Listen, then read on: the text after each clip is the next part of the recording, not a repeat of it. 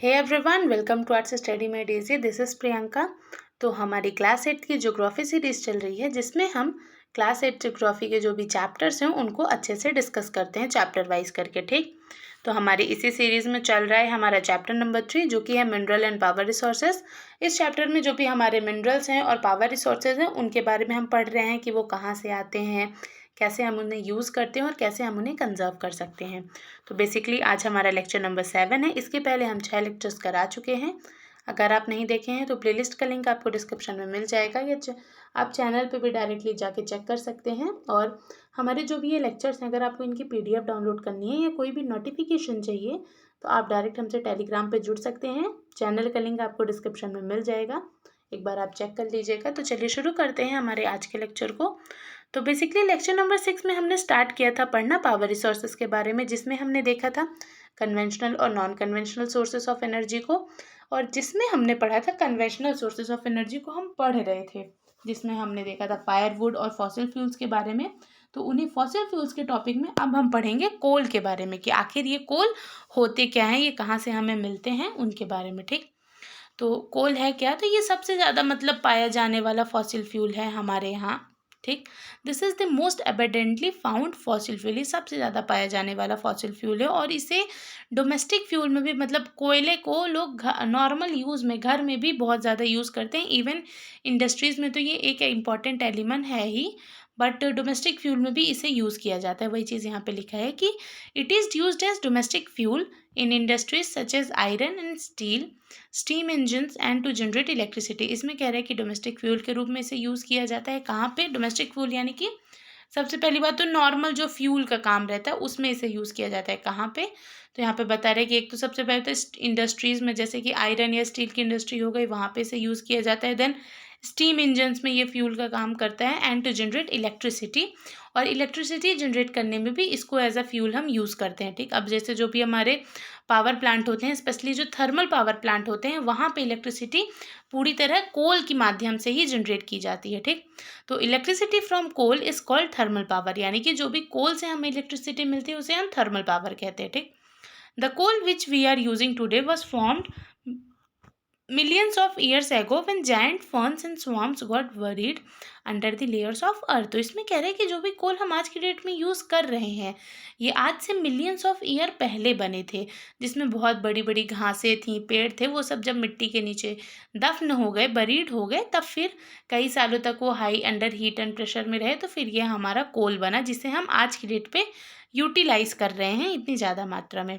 वही चीज़ यहाँ पे कह रहे हैं कि coal is therefore refer to as buried sunshine, इसीलिए क्योंकि ये हमें अर्थ से मिला है। ठीक, अर्थ में जब वो सब चीज़ें दफन हो गई थी, बरीड हो गई थी, दब गई थी कई सालों तक, तब फिर हम इसको खुदाई करके निकाले हैं।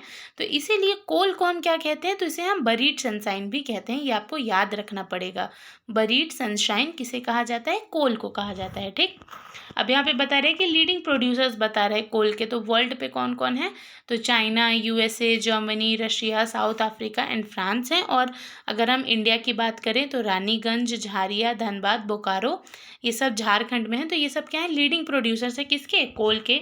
अब ये एक फ़ोटो है, 3.10 फिगर है, जिसमें बता रहे हैं थर्मल पावर स्टेशन के बारे में, कि भाई कुछ इस तरह दिखता है हमारा थर्मल पावर स्टेशन। ठीक, तो चलिए अब आगे देखते हैं हम अपना पेट्रोलियम के बारे में। तो पेट्रोलियम क्या होता है? तो ये भी हमारा एक तरह का फॉसिल फ्यूल है। ये कैसे बनता है? तो देखिए, जो भी समुद्र में जो भी मतलब मछलियाँ वगैरह रहती हैं, पेड़ पौधे रहते हैं, तो वो जब दफन हो जाती हैं, वो जब मिट्टी में जो वहाँ की सॉइल है उसमें जब दब जाते हैं, तो कई सालों तक वो अंडर हाई एक्सट्रीम हीट और प्रेशर में रहते हैं, तो उससे वहाँ पे वो जो जगह है वहाँ पे एक तरह का फॉसिल फ्यूल क्रिएट होता है, जिसको हम पेट्रोलियम कहते हैं। तो चलिए देखते हैं इसके बारे में क्या है ये। तो the petrol that keeps your car running as well as the oil that keeps your cycle from squeaking both began as a thick black liquid called petroleum. इसमें कह रहे हैं कि जो पेट्रोल आपकी कार को रन कर रहा है, आपके व्हीकल को चला रहा है, वहीं दूसरी ओर जो तेल जो हम लोग डालते साइकिल में, हम लोग ऑयलिंग करते हैं, तो वो जो ऑयल है जो आपकी साइकिल को रुकने से या जाम होने से बचा रहा है, तो ये दोनों ही चीज़ हमें कहाँ से मिलती हैं? पेट्रोलियम से मिलती हैं, जिसको थिक ब्लैक लिक्विड यहाँ पे कहा गया है। तो वहीं से हमें ये दोनों ही चीज़ मिलती हैं। अब ये कहाँ पाया जाता है? तो it is found between the layers of rock and is drilled for from oil fields located in of शोर एंड कोस्टल एरियाज। तो इसमें कह रहा है कि ये रॉक्स की लेयर्स के बीच में हमें मिलता है, और इसे कहाँ से हम प्राप्त करते हैं, कहाँ से हमें मिलता है, तो जो भी ऑफ शोर यानी कि समुद्र के किनारे के इलाके हैं, कोस्टल एरियाज हैं, वहाँ पे हमें क्या मिलता है, वहाँ पे पेट्रोल की कुएँ वगैरह मिलते हैं, तेल के कुएँ मिलते हैं, जहाँ से हम फिर इन्हें ड्रिल करके निकालते हैं। दिस इज़ देन, अब ये जो मान लीजिए जो हमें डायरेक्ट ऑयल मिलता है उसे हम वो डायरेक्ट हमें पेट्रोल नहीं मिलता है, वो हमें पेट्रोलियम मिलता है, थिक ब्लैक ऑयल मिलता है, जिसको बाद में हम इंडस्ट्री में लेके जाते हैं, रिफाइनरी में, और उससे जो जो चीज़ें मिलती हैं हमें, उनसे हम डिफरेंट प्रोडक्ट्स बनाते हैं। तो देखिए यहाँ पे यही चीज़ लिखा है कि this is then sent to refineries which process the crude oil. जो हमें मिलता है ऑयल उसे हम क्रूड ऑयल कहते हैं, तो वो उसको फिर बनाती हैं, उससे क्या बनाती है फिर वो बहुत सारे प्रोडक्ट, जैसे कि हमारा डीजल हो गया, पेट्रोल हो गया, कैरोसिन, वैक्स, प्लास्टिक्स और ल्यूब्रिकेंट्स। तो ये सब क्या है, ये सब क्रूड ऑयल से बनी हुई चीज़ें हैं। ठीक, petroleum and its derivatives are called black gold. जो भी हमारा पेट्रोलियम है उससे भी बना हुआ जो भी चीज़ें हैं उन्हें बेसिकली ब्लैक गोल्ड कहा जाता है, क्योंकि ये ब्लैक कलर के होते हैं, and they are very valuable. ठीक, ब्लैक गोल्ड हैं और बहुत ज़्यादा ये कॉस्टली भी होते हैं, इनकी बहुत ज़्यादा वैल्यू रहती है मार्केट में। ठीक, द चीफ पेट्रोलियम प्रोड्यूसिंग, अब यहाँ पे बता रहे हैं कि भाई हमारा पेट्रोलियम कहाँ कहाँ से सबसे ज़्यादा आता है, तो देखते हैं चलिए। तो the chief petroleum producing countries are Iran, Iraq, Saudi Arabia and Qatar. ये कुछ कंट्रीज़ हैं जो मतलब सबसे ज़्यादा पेट्रोल प्रोड्यूस करती हैं। And the other major producers are USA, Russia, Venezuela and Algeria. The leading producers in India are Digboi in Assam, Bombay High in Mumbai and the delta of Krishna and Godavari rivers. तो ओवरऑल यहाँ पे लोकेशन के बारे में बता रहे हैं कि भाई कहाँ से हमें पेट्रोलियम प्राप्त होता है या मिलता है। ठीक, वर्ल्ड की भी हमने बात की और इंडिया की भी बात की। ये देखिए ये एक फ़ोटो है जिसमें बता रहे हैं कि भाई क्रूड ऑयल कुछ इस तरह दिखता है, क्रूड ऑयल की फ़ोटो है। अब चलिए बात करते हैं थोड़ा वर्ड ओरिजिन की। तो जो हमारा वर्ड पेट्रोलियम है उसको अगर हम देखें तो वो लैटिन वर्ड है हमारा, जिसमें पेट्रा का मतलब होता है रॉक और ओलियम का मतलब होता है ऑयल, यानी कि रॉक ऑयल। अगर हम बाई वर्ड मीनिंग देखें पेट्रोलियम की तो इसका मतलब होता है रॉक ऑयल। तो देखिए ये हमें रॉक के बीच से ही मिलता है ना, तो उसी के लिए इसका नाम रॉक ऑयल रखा गया। ठीक, दूसरा बात हो रहा है सीएनजी का। अक्सर आप सुने होंगे भाई सीएनजी के ऑटो रिक्शाज होते हैं वगैरह, तो इसमें कह रहे हैं कि जो कंप्रेस्ड नेचुरल गैस है यानी कि हमारी सीएनजी है, ये क्या है, तो ये बहुत ही ज़्यादा popular eco friendly automobile fuel है। ठीक, जो कि बहुत ज़्यादा कम पॉल्यूशन कॉज करती है पेट्रोल और डीजल के मुकाबले। तो इसको आज की डेट में आप देखेंगे बहुत ज़्यादा यूज़ में आ रही है, बहुत ज़्यादा लोग ऑटो रिक्शाज वगैरह, गाड़ी वगैरह सीएनजी की चल रही हैं, बन रही हैं। तो ये क्या है, तो ये इकोनॉमिकल भी है। दूसरी बात ये हमारे इन्वायरमेंट को भी कम पॉल्यूट करता है, पेट्रोल और डीजल के मुकाबले पॉल्यूट करता है बट कम। अब चलिए बात करते हैं जो हमारा तीसरा प्रोडक्ट है जो कि हमें मिलता है पेट्रोलियम से, जो कि नेचुरल गैस, यानी कि तीसरा प्रोडक्ट, तीसरा source of energy, conventional source of energy कौन है, हमारा नेचुरल गैस। देखते हैं ये क्या है।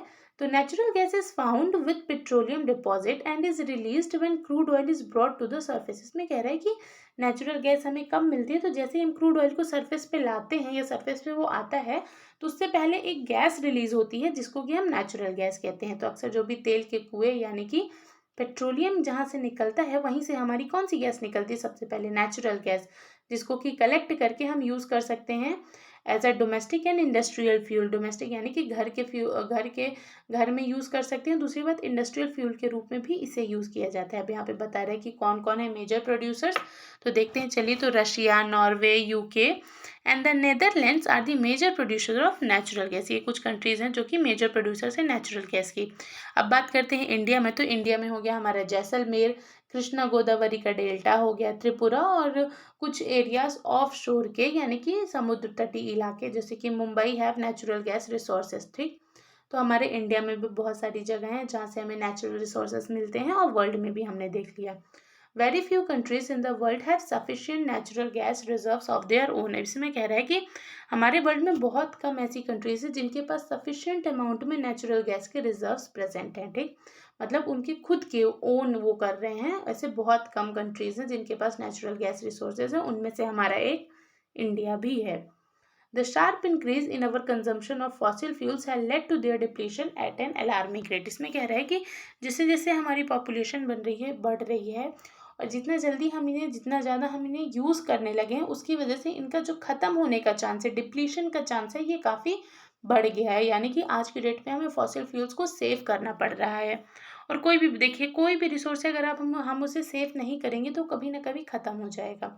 ठीक, कोई भी चीज़ को हमें वेस्ट नहीं करना चाहिए। अब यहाँ पे देखिए बता रहे हैं कि the toxic pollutants released from burning these fuels और ऑल्सो कॉज फॉर कंसर्न। इसमें कह रहे हैं कि जो भी हमें फॉसिल फ्यूल्स को बर्न करते हैं, वुड को या जो हमारे कन्वेंशनल सोर्सेस ऑफ एनर्जी हैं, इन्हें हम जितना बर्न करते हैं तो उससे बहुत ज़्यादा ऐसी गैसेस निकलती हैं जो हमारे इन्वायरमेंट को पॉल्यूट कर रही हैं। ठीक, मतलब अगर वो ज़्यादा हो गई हैं हमारे इन्वायरमेंट में आज की डेट पे, जो हमारे इन्वायरमेंट को कहीं ना कहीं अफेक्ट कर रही हैं, हमारे क्लाइमेट को, वेदर को अफेक्ट कर रही हैं। Unchecked burning of fossil fuel is like an unchecked dripping tab which will eventually run dry. इसमें कह रहे हैं कि अगर हम चेक नहीं करेंगे, यानी कि अगर हम ध्यान नहीं रखेंगे फॉसिल फ्यूल के यूज़ में, तो ये कल एक ना एक दिन हमारे लिए क्या हो जाएंगे, ख़त्म हो जाएंगे, रन ड्राई यानी कि एग्जॉस्ट हो जाएंगे।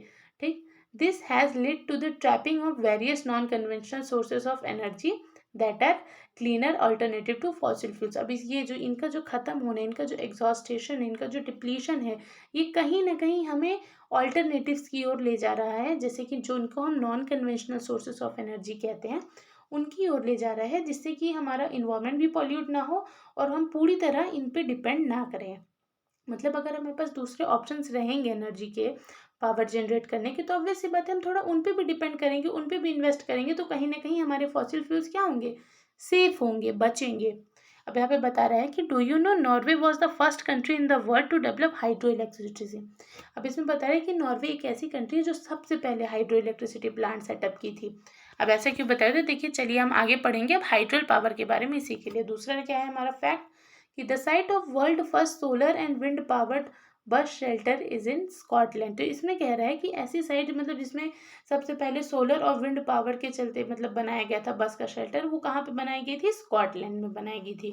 तो ये कुछ फन फैक्ट्स हैं जो हमारे एनसीईआरटी में रहते हैं, जिन्हें हमें जानना बहुत ज़रूरी रहता है। ठीक, अब चलिए बात करते हैं हम हाइड्रो पावर की।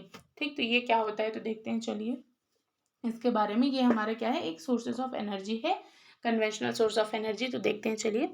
तो रेन वाटर और river water stored in dams is made to fall from height. The falling water flows through pipes inside the dam over turbine blades placed at the bottom of the dam. The moving blade then turn the generator to produce electricity.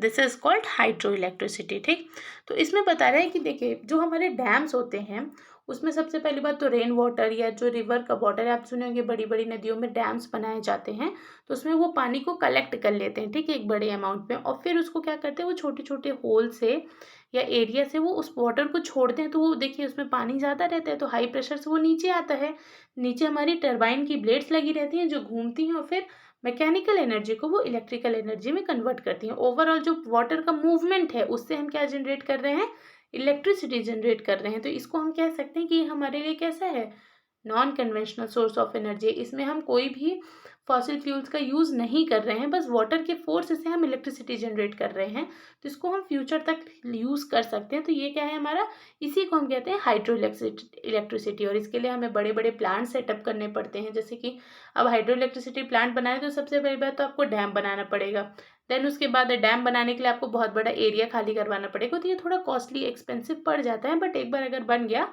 तो इसे electricity जो generate होती है वो बहुत ही ज़्यादा cheap रहती है। ठीक, the water discharge after the generation of electricity is used for irrigation. अब वो जो पानी हमने मतलब नदी से या डैम से जो हम पानी छोड़े थे, वो जो वहाँ से डिस्चार्ज होते हैं, तो सबसे पहले तो उससे हम इलेक्ट्रिसिटी जनरेट करते हैं, उसके बाद वो वाटर कैनाल्स के थ्रू सप्लाई होते हैं और बाद में उसको इरिगेशन के लिए यूज़ किया जाता है। अक्सर आप देखेंगे जो नहर होती हैं, नहीं कहते हमारे गांव में तो नहर है भाई, तो हमें बोर की ज़रूरत ही नहीं पड़ती। तो क्यों, क्योंकि वो नहर में क्या होता है, इरिगेशन के लिए वाटर आता है, कहाँ से, डैम से आता है। अब आप ये सोचिए कि वो जो वाटर है उससे हम इलेक्ट्रिसिटी जनरेट करके उसको फिर हम और अच्छे से यूटिलाइज कर रहे हैं, किसके लिए, इरिगेशन के लिए। तो कहीं ना कहीं ये हमारे लिए मतलब फ़ायदेमंद चीज़ है। ठीक, 1/4 of the world electricity is produced by hydel power. आज की डेट पे हमारे वर्ल्ड की जो 1/4 इलेक्ट्रिसिटी है वो किससे प्रोड्यूस हो रही है, हाइड्रल पावर प्लांट से। ठीक, the leading producer of hydel power in the world are Paraguay, Norway, Brazil and China. Some important hydel power stations in India are Bhakra Nangal, Gandhi Sagar, Nagarjuna Sagar and Damodar Valley Project. इसमें कुछ बता रहे हैं कि भाई कहाँ कहाँ से हम हाइड्रल पावर ज़्यादा से ज़्यादा जनरेट करते हैं। ठीक, तो आज के लिए बस इतना ही, इसके आगे हम नेक्स्ट लेक्चर में डिस्कस करेंगे। Thank you for watching and stay tuned with us.